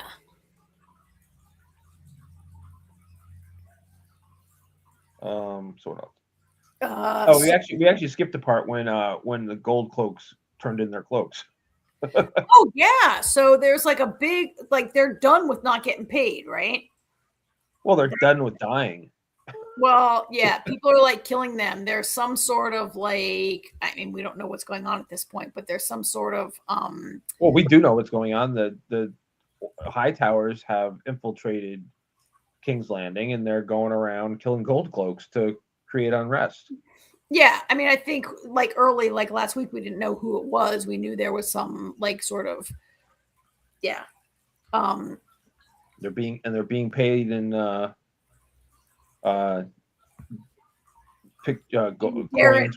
coins. They're being paid in Darren coins. There you go, Darren coins. Yeah, they're being paid in Darren coins to kill these guys, and it's very effective. Like Damon's like, oh, like 20 of my guys have been killed. I forget what he says, like 3 score or 2 score and 5, whatever. Like 20 or 30 of his guys have been killed, right? Yeah. And it seems pretty easy to kill them. It hasn't really been that like. Yeah, you would think the gold cloaks would be a little more difficult to take out.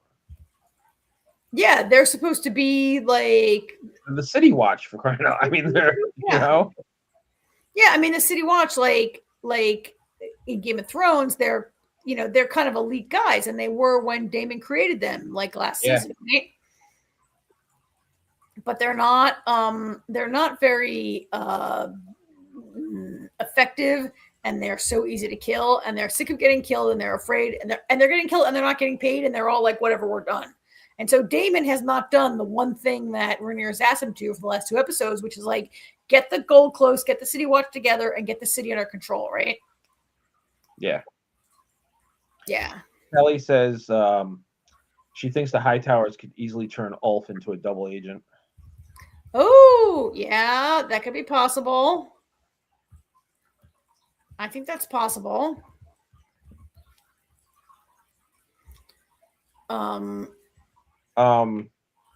So not a lot happened at the Vale, except I love the Moon Door. Oh yeah, the Moon Door. I have a great. When they went to that scene and you just hear ah, I was like, I love the Moon Door. And Lady Jane says something like, "Oh, that's always interesting." Yeah, she's like, she says it like it's never not entertaining. Yeah, or it's always entertaining, or something like that. Which proves that she's a little cuckoo, just like the ladies who come after her are a little cuckoo. Yeah, they're all cuckoo. They enjoy a little too much throwing people out the Moon Door. Yeah. She is really pissed at Bella. Yes, she is. Because Bella's supposed to be laying except that's Rhaena. What? Except that's Rhaena. Oh, Rhaena. Bella's the sister, the good sister, who is maybe going to get with her brother. Uncle. Uncle, you're right. That's Rhaena. Rhaena? Is that her name? Rhaena. Yeah, Rhaena. And Lady Jane is really mad at her because she's supposed to be laying low. And apparently she's been flying around on Sheep Stealer in places where people can see her. Well, she tried to catch up to Moon Dancer. She tried to go see her sister. Yeah, but she's not supposed to be doing that. Like, what part of laying low?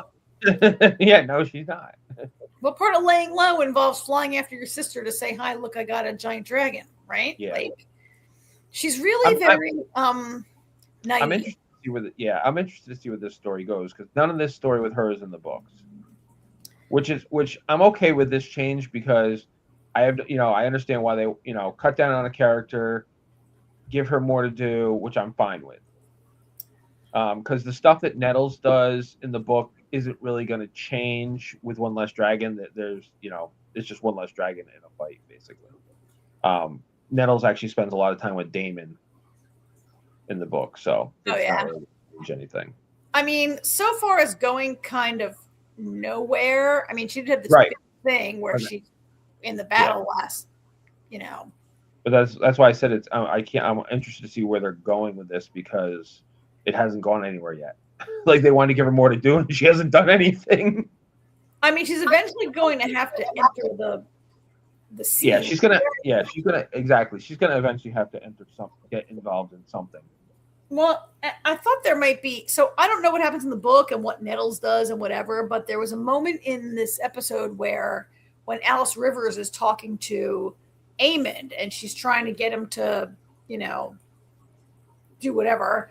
And he's saying, like, I'm going to take my dragon. I got to find my dragon. I got to go fly to the Red Keep or whatever. And she's like, are you kidding me? She says, you have one dragon to Rhaenyra's 6. I think she says Rhaenyra has 6 right now, right? And so it made me think, like, oh, who's going to come on Aemond and Vhagar's side? And I was like, oh, could Sheepstealer come on their side? So at least there's 2 to 6 dragons. Like, it's the Dance of the Dragons. There's got to be a big, giant dragon battle before this is all over, or they slowly pick each other off. But don't forget, Darren has a dragon, too. Oh, Darren has a dragon, too, yeah. So it just got me thinking, like what are Rhaena and Sheepstealer going to do?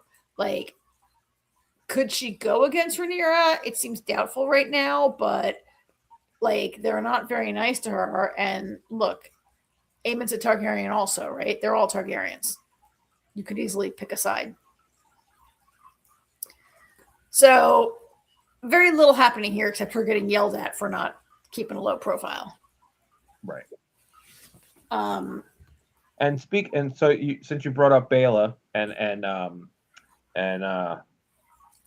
Alan, yeah, that surprised me because the last episode, the way I thought her and Adam were being kind of flirtatious. Yes.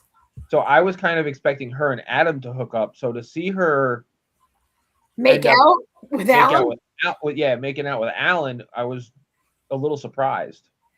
I agree. We talked about last week when Adam says, like, listen, you need to take a nap, you need to get some food, and then I promise you I'll fly anywhere with you that you want. And yeah, he said it in a cousinly manner, not in a, but to see these two. I don't know, there was definitely some flirtiness I felt to the two of them last week. At least that's how it came across. Yes. And it wouldn't be, her father is still part Targaryen. And no, that's her grandfather. That's her grandfather. Her father is Daemon. Her father's Daemon. And they marry, like, would Daemon marry her to an illegitimate?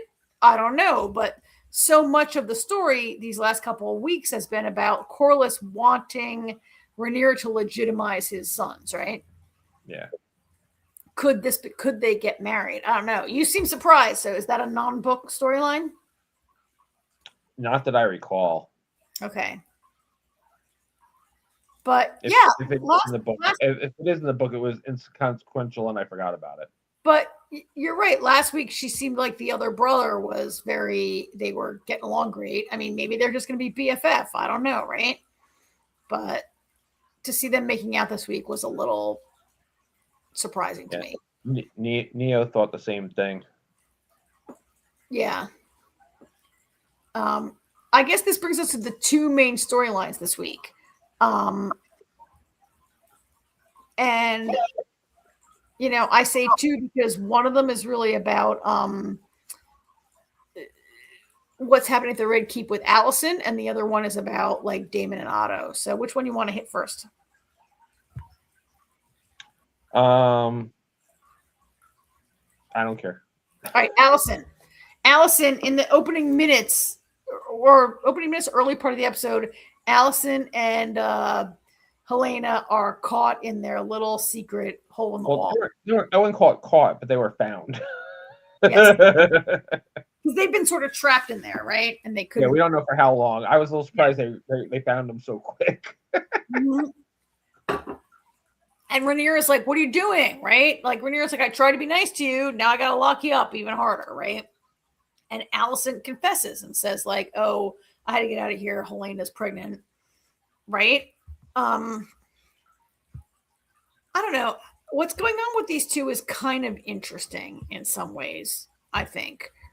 I think it's very interesting because these are childhood best friends who got pitted against each other. But one thing about Alicent that drives me nuts is not too long ago, she would have been perfectly fine with Rhaenyra's head. Yeah. You know, it's not what she was striving for, but she would have been okay if it happened. And now, you know, and I get her trying to protect her kids and everything, and it's a very difficult position to be in. And you know, and she's kind of, you know, having been the queen regent for as long as she was, she understands the burdens that Rhaenyra is involved in, and she's tried to get ahead of it, but in doing so, she's put herself in a worse position. Because you know, Rhaenyra has to do something or to save face. Yeah, I mean, Rhaenyra's like, look, you took off, you keep running away, like I got to do something, and then you know, she confesses, and she's like, look, Helena's pregnant, I got to get her out of here. Like if it's a boy, you're gonna have to kill him.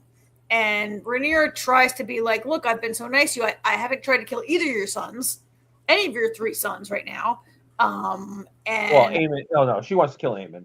Oh yeah, all right, but she's like, you know, and she just declared Aegon dead, so she has to go after him, and then she hasn't done anything for Daeron, and she offered, like, she brought fake Daeron to the Red Keep. She was gonna let him live, right? Yeah, she was gonna send him to the wall. Yeah. And then, you know, she's like, I would totally not kill it. And Olivia Cook, Allison's like, come on, if it's a boy, you're going to have to totally kill him. And then she brings up all this stuff about how Helena can like see the future or whatever. And Rhaenyra's like, okay, whatever. Y'all are locked up even harder with more guards. You can't go out to the Godswood anymore. You're locked up. Sorry. Like, I tried to be nice. She believed her about being a seer. She did. Yeah, she did. And now Allison has to go kill her little boy. Allison has to go kill her little boy. Oh, because this is where Allison is like, yeah, Helena, I know where he is. I know where Aemond is. He's in Harrenhal. And Rhaenyra's like, no, he's not. We've been searching. She's like, no, I'm telling you, Helena is a seer. She saw him. He's there, right? And Rhaenyra's like, three-eyed raven. She's like the three-eyed raven. And Rhaenyra's like, all right, he's got to go. He's got to go. He's got to be killed, right? It's a good plan, too, because she goes, if I send soldiers, that's not going to work. He could just run and hide again. She's like, but if I send somebody he trusts. Then, so Allison has to be a part of this.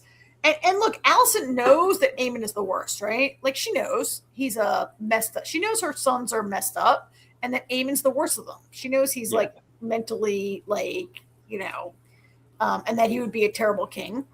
And she knows it, but to like make a mother participate in that, kill one to save the others, right? It's terrible.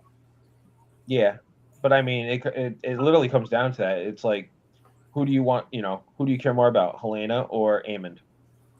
And easy choice, honestly, because Aemon's a piece of shit. Yeah, I mean, she does. She does care more about Helena, right? I mean, or she understands which one she should choose. Like, maybe she cares about all of her children, I'm sure, right? But she knows that her children are horrible. I don't know. I think she's a little scared of Aemond. Oh, I think so. And that weird kiss we had 2 weeks ago, that was really creepy. Yeah, that was. Yeah. So it's a messed up situation, but it kind of makes sense, right? Right. And as an aside part of this, the White Worm, do you remember last week where like Allison tells Massaria and she's like, I'm giving you this piece of information. You can really use it against the queen. Don't tell anyone. I know. And sure enough, this week, like Massaria doesn't tell Rhaenyra that she knew. She lies to her face, right? Yeah, that's going to come back to bite her. I think so. You know, the funny thing about this show is, you know, being a prequel, we know it doesn't end well. It's just a matter of how badly does it end and who does it end now for. Yeah. Yeah. Who dies sooner? Who dies later? What happens to anyone? And so I guess this brings us all around to her other poor son, Daeron, right? Who this kid knows he might be the smartest one of them all, I think, right? What All do right. you mean by smart? He knows there is basically zero chance that he will ever sit the Iron Throne. He don't think he doesn't seem like he wants to sit the Iron Throne. Okay, right there, that makes him smart, right? He doesn't want the Fair Iron enough. Throne. Well, then again, you know what they say: the one who doesn't want the crown is usually the one that gets the crown. Well, yeah, but he has two brothers and an aunt who all like claim it right now. All these people claim it, and he's the youngest and the least. Like he basically says he's like, I know I have like no chance, and even if I do get on the Iron Throne, it's only because Uncle Ormond wants to control me and be the regent. The only reason he's interested is so that he can have power, and he's not wrong, right? No, he's not wrong at all. Like, I don't think does anybody believe that Ormond really thinks it's the right thing? Like, this boy should be on the throne. No, he wants to get, he's just like Uncle Otto, Grandpa Otto, right? He just wants. I said it 2 weeks ago that the only reason he wants Daemon on the throne is so he could be the Hand and have the true power. Oh yeah, and the Hand could really control a kid, right? That's really what he wants. And so there's this moment where he sends these assassins into King's Land, where Rhaenyra sends these assassins to come into Tumbleton, right? And now we know why she wanted the belt. She wanted more than their belt. Right. she wanted their whole uniform. She wanted the whole thing, right? And it's funny in this scene. I knew that it was gonna fail, but at the same time, I was annoyed that it failed. Yeah, I mean, you knew it didn't fail because it's too early for it to succeed, right? And you've read the books also. Hold on a second. What's up, Susie? Sorry, are they covering either of the last two or the one before? We're just covering the latest episode tonight, Susie. Yeah, only one episode at a time. Oh, yeah, we're covering. Actually, maybe I don't understand. She hasn't watched the last two. Well, nobody's watched the last two. If you're talking about episodes 7 and 8, or are you talking about episodes 5 and 6? Because we're talking about episode 6. Yeah. Yeah. So Rhaenyra sends these assassins. She wants to kill Darren and she wants to kill the uncle, right? But they're not really up to it. So do you think that she thought they would succeed, or you think she knew that they would die? And I think she thought they would. I thought she thought they would succeed, and they would have had Brendan not been there. They would have what? They would have succeeded if Brendan wasn't there. Oh yeah. Yeah. Because he caught it. Like, first of all, the assassin starts pulling his dagger out way too soon. He's already got his hand on it, and he starts pulling it out. And Brendan's already looking at them funny, and then he jumps into action. Had he not been there, Ormond and Darren are dead. No doubt in my mind.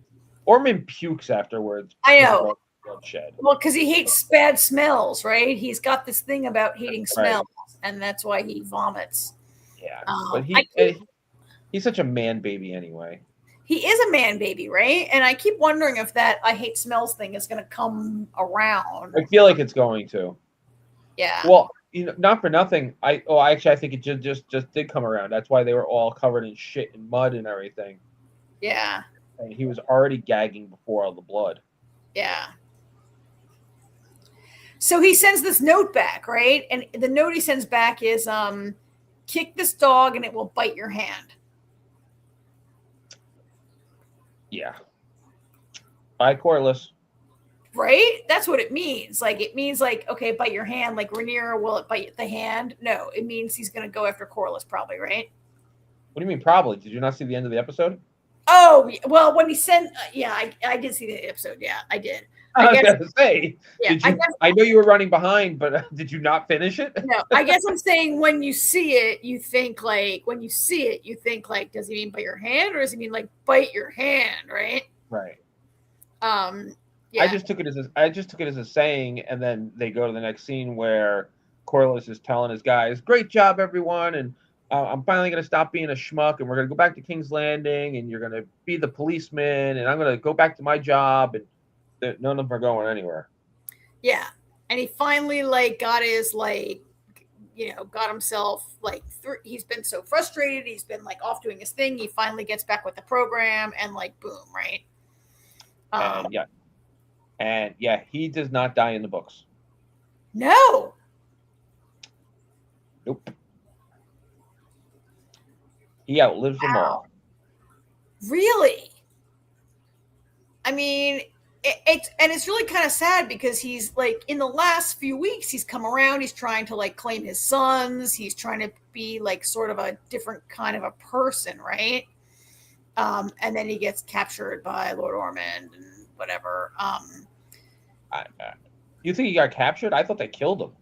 I mean, I think they captured and killed him.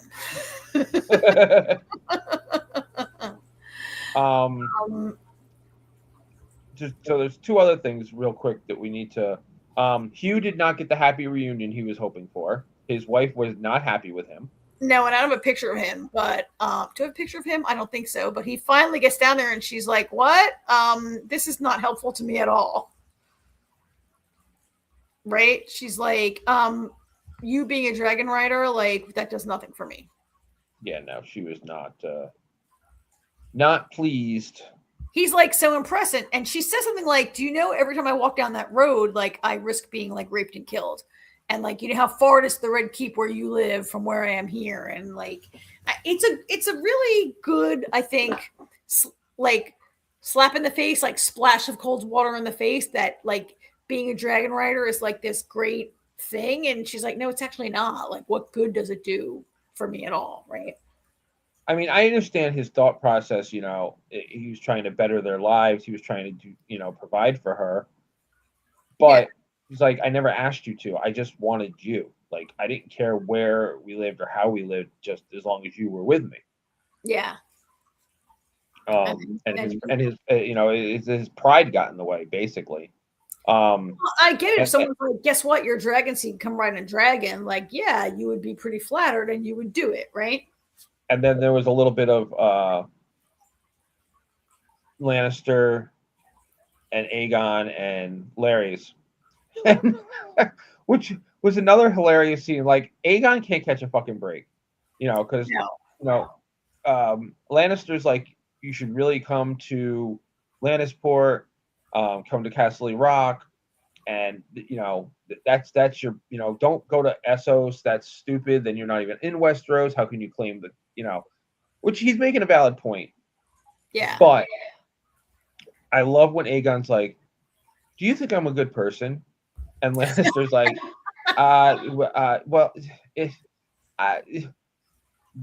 and he's like, okay, we're going to Essos. Yeah, I mean, I have kind of been along with Lord Larys, who has been like, oh, you Lannisters only want Aegon to come to Lannisport, so you can be like, now we can, the power to cruise to the Lannisters to say that we have a king staying here. I mean, he's not wrong. No, he's not wrong. But yeah, it was a very, I guess Aegon has really taken to heart that like diatribe he got last week from Lord Larys. He's like, you're a terrible person. And I was kind of, it was a funny scene, but I was a little surprised by it because I was expecting Lannister to be like, of course you're a good person. You're the king. At least start out like that. He does say like, oh, I would never say, shit. Almost tries to go there and then he can't. But I was a little surprised. I mean, it was a great scene. I was a little surprised that Aegon agrees to go to Essos, only because like I wasn't sure. I thought his storyline might be about retreating somewhere in the Seven Kingdoms. So I mean, somewhere in Westeros, and then mounting up. But for him to go to Essos, makes sense, I guess, in the larger story. I don't know how they would show that. It makes sense given his predicament. He has no dragon. He can barely walk, Yeah. I mean, I guess we only have 2 more episodes. Are we going to see him board a ship, go to Essos, and then like at the end of the hiatus, he'll come back and be stronger. I don't know. I don't know what's happening in the book, but I assume that he's going to come back. Well, I'll tell you what. I don't think I know anything that's fucking coming either. No, because this has been some crazy shit is happening that's not in the book, right? Like killing Corliss. Well, so I don't. It's like, when we want to see an adaptation of something we enjoy, we understand that there's going to be changes. There's going to be some changes. Sometimes print does not translate to video. Case in point, how you felt about Negan in The Walking Dead when he first showed up. You kept saying he was too cartoonish. Yeah. He worked great in the comic, but on the show, it was just so over the top. Yeah.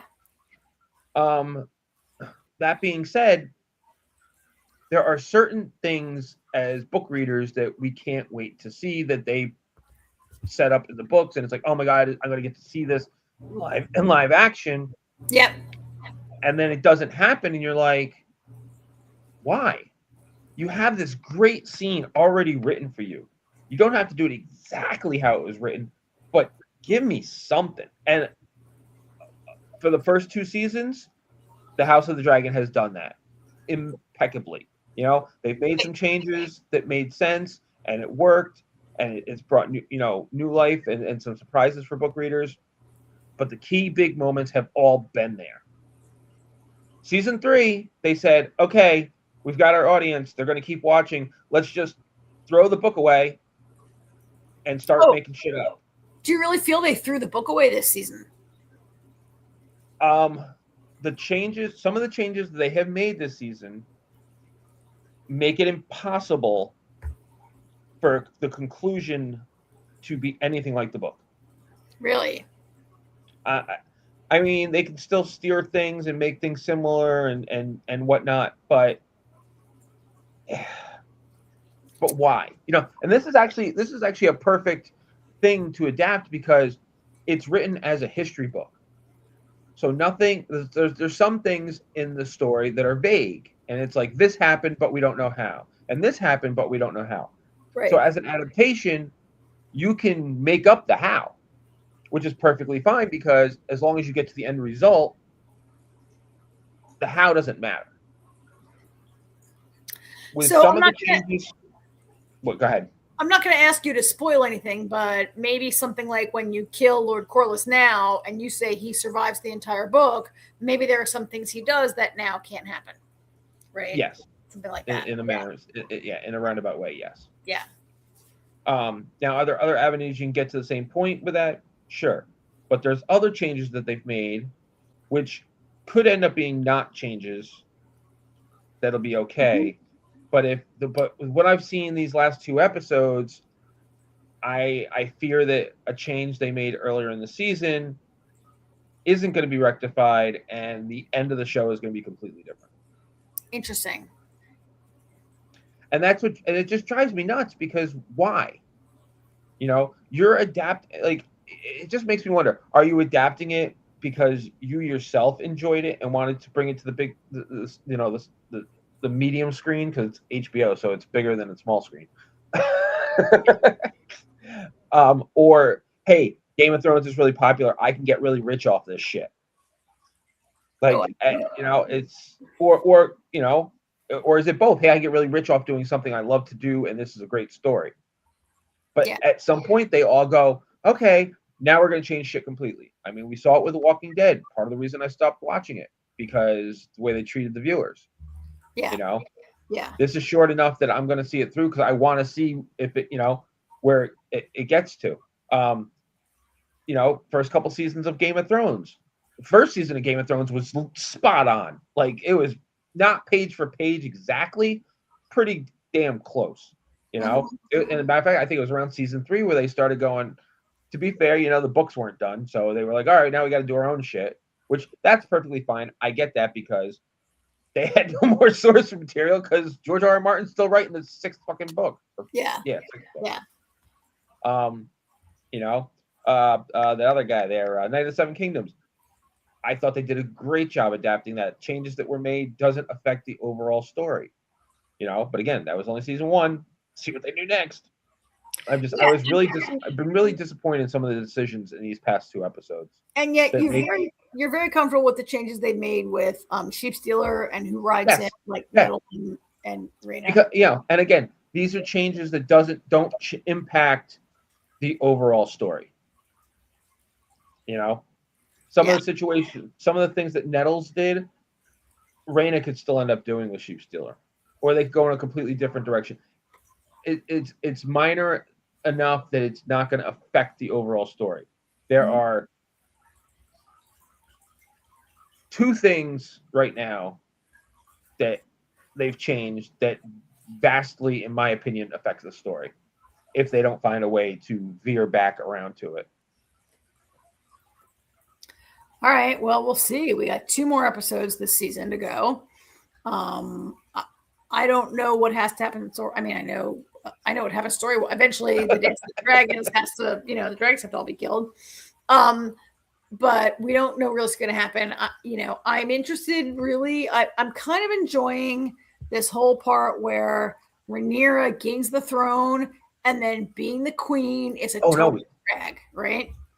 Like, by the way, we skipped this too. Did you see what happened to her when she was sitting on the throne? What happened to her? Oh, she got poked. Did she get poked? Cut herself. Yeah, she cut herself on the. I mean, that's a thing we've read about in Game of Thrones, how precarious it is to sit the Iron Throne, and people do get poked and cut, right? Well, I mean, they talked about it with Joffrey, because Joffrey cut himself. Yep. And it's a thing by the time of Game of Thrones, when Joffrey cut himself, people were like, "Oh, he's not going to last much longer." Yeah. Because you're the king or the queen, and if you get cut on the throne, your reign is not much longer. It's a test. Sitting on that throne, it's a test. Well, I mean, yeah, I guess you could call it a test, but it's a bad omen. Let's say it's a bad omen when you get cut on your own throne. I mean, so I haven't read the book. I don't know what to expect, but I would expect that we have, 2 more episodes and then a whole season next year. And I would think that the throne will change butts at least 1 or 2 more times before this is over. Rhaenyra has a very limited control. She's barely holding on to King's Landing, in my opinion, right? She's only holding on to King's Landing because no one's gotten there yet, really. And because she's got 6 dragons flying over her head of it. And her control's being eaten away from the inside. And I don't know how long she can really sit this throne much longer. I don't know who's going to come right now. To me, Ormond seems like the major threat because Aemond and Aegon are both sort of like out there having their epiphanies.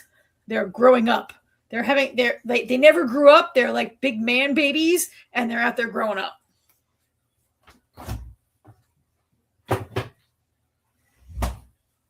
So I don't know which one's going to show up and when, but I don't think Rhaenyra is going to sit that throne for this and next season. I'll never tell. Well, I know my Game of Thrones history and the general Targaryen, and we talked about Night of the Seven Kingdoms takes place after this, right? And if you're watching both these shows, then there's a bunch of new Targaryens that are around in Night of the Seven Kingdoms, new to this after these people. But yes. Anyway, of the 3 shows we watched this week, this was my favorite. Yeah. I'm very. We'll see how I feel about the next 2 weeks. All right. Thank you, everybody. I think Jamie's going to pop call back. Jamie back in here. There's Jamie. She's back already. I'm still here. Thank you, everybody, for watching us tonight. Make sure you check out our Discord for our schedule and everything coming up. And if you want to right now, we're going to probably play a few games over in Discord, not real late, for a little bit. I finally got my headphones connected to Windows. I want to test it and see how it works. Oh. It only took me how long to get it to figure it out. I thought, you know what was wrong with it? I feel really stupid now. I could not get the Bluetooth to work, and I thought it was Windows 11. And then we realized that like the Wi-Fi adapter wasn't plugged in because I have the no, because I have the what do you call it? Like the direct connection for the internet. I did not realize that the Bluetooth was part of the Wi-Fi antenna. So this whole time I've had no Bluetooth. That was why. But I got it now. Part of the Wi-Fi antenna? Yeah, apparently, because as soon as we plugged it in, it worked. So I don't know why, but that's the they're motherboard. usually separate. Yeah, it's something to do with the motherboard. I don't know. It didn't work until, and now that it's plugged in, it works fine. So yes, I want to test them out while my dog is asleep. This will also show me if she stays asleep while we play games. All right, so Jamie, in the next coming weeks, when she gets bigger, we're going to see that baby on this show, right? Yes. I was going to put her on, but I don't want to wake her up or she'll never go back to sleep. No, never wake us through the night. She's doing good. She is sleeping through the night. Let sleeping dogs lie, as they say. Yeah. But someday. Yes. But right now, they're still pretty little. So. All right, everybody. Well, thank you for joining us. And yeah, we'll see you soon for our librarian show. That starts what? Is it this week or next week it starts? That's what I was trying to remember. The librarians. So the librarians is not next week, and so is the ARC. Okay, so our is it the beginning of the week though? I was trying to see what day it was. Okay, so today is Tuesday. I'm looking at the ARC right now. What do we have this week? We have nothing coming up. What do we have this week, and what do we have next week? Next Monday. Week so Monday. So all right. So wait. Monday we have Silo, and then next Tuesday we've got the ARC, Dead City, Dragons, and Star Trek on Fandom Access. Yes. What are you guys doing for the librarians? That's what I was trying to see what day it premieres. I don't know. We might have to. It depends. I got to find out when Roger. I hadn't heard back from him. Depending what time their show ends, we might need to do Wednesday instead of Thursday. Okay, but the plan is that you guys will do a separate show to cover the librarians, or you will add it to Fandom. We're gonna do we're doing a separate show. And who was hosting it? Jamie and AJ and Scarlett. Scarlett. Okay. All right. I don't know anything. I'm just learning here. You're more than welcome to join us. I know you don't watch it. I don't watch librarians, so I will not join you. The ARC starts tomorrow. Okay, so we will have ARC on Tuesday. Yes. You guys, I rewatched all of last season of the ARC, so I can be prepared for the ARC. There you go. I cannot watch it because tomorrow I'm going to New York for my birthday. Well, happy birthday! Yes, that's right. Happy birthday! Thank you. What are you just turning 40? It's the anniversary of my 40th birthday. That's the way to do it. I am going Wednesday to see Shakespeare in the Park. They're doing The Winter's Tale. Oh, cool. And on Thursday, I'm going to see, did I tell you this, Jamie? I'm going to Harry Potter and the Cursed Child. Did you see that already or no? You just went to the store. I saw it a long time ago, but we won tickets in the lottery to see Tom Felton, who played little Draco Malfoy, is on Broadway playing grown-up Draco Malfoy. I'm jealous. I want to go see that, and I want to see the drone thing you saw. But that Harry Potter drone show, you guys, if you live in a city where it's coming, you've got to see it. Yeah, I'd like to go see both of those. Maybe someday. If the play's still there eventually, but it's going to take a while. Jamie, the librarians is August 2nd. August 2nd. That's Sunday. Oh, Neo. All right, Neo, join us next week. We're going to start covering the ARC. So watch it, join us, chat it. Yeah. And then our librarian show will probably be either the 5th or the 6th. Just like I said, check Discord for details and we'll let you know. But it kind of depends on when, like I said, I got to see when, there's Michael. He can tell us. Oh, Michael's here. You know, I saw, it's funny. I went on IMDb and I saw that it was 2nd and 3rd, but I didn't trust IMDb because I've seen something like that before. Yeah, they're in 2 episodes. But why are they doing them back like? Why don't they just do a double episode Sunday? Why are they doing one Sunday and one Monday? I don't know, but I you think know it's what? more than one week. Looks like, hold That's on. Saturday and You know what? Sunday. They're doing it's Sunday and Monday. They're doing that every week. Yeah, don't know So we'll why. have so we're gonna have to cover. So I guess we're covering 2 episodes every week. Yeah. Okay. Well, then we probably will want to do Wednesday then, so we can do it earlier. So we're not on all night. But yeah, check out Discord for updates. And we will see you guys next week. Thanks for joining us, and check out all our interviews too on our video tab, and lots of stuff to come. All right. And I hope Michael Good night, all. come to the studio, Michael. Yeah. All right. Good night, you guys. Good night, all. I will see you guys in a few minutes over in Discord for the games. Just give me about 10 minutes. All right. Good night. Bye. Bye. Bye-bye. Not fucking.